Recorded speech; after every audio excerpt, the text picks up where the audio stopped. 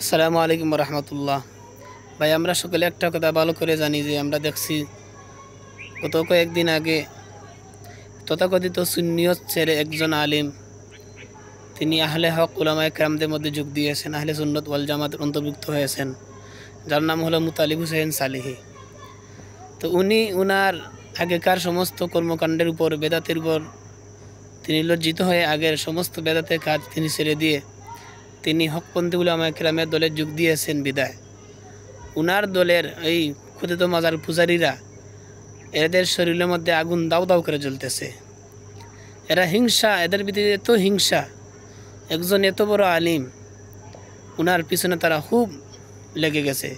উনাকে নিয়ে বাজে মন্তব্য করতেছে, উনার সম্পর্কে অনেক কটু কথা বলতেছে উনি নাকি টাকার লোভে উনি সুন্নিয়ত ছেড়েছেন। আরে ভাই, এটা তো বন্ডামি। উনি ছেড়েছে।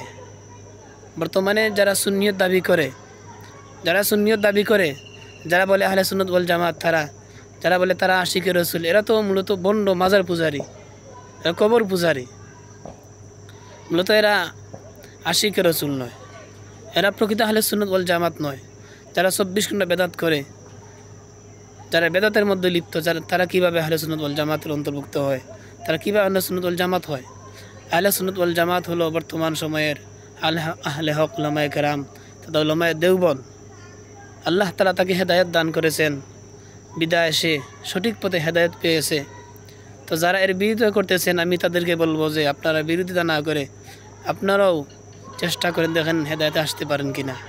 আর আলাউদ্দিন জিহাদি সাহেবকে বলবো, আপনি অতটা লটরপটর করবেন না। আপনার ভিতরে কি আছে জাতি জানে, আপনার ভিতরে কিছুই নেই মিয়া।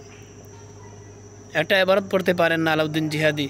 ওনার একটা ভিডিও আমি বহুত আগে দিয়েছিলাম, উনি একটা ইবারত পড়তে পারেন না, কিন্তু উনি উনার উস্তাদ সমতুল্য উস্তাদি, উনাকে নিয়ে এসে বাজে মন্তব্য করতেছে, চ্যালেঞ্জের ডাক দিতেছে। আরে ভাই, চ্যালেঞ্জ দিয়ে কী করবেন?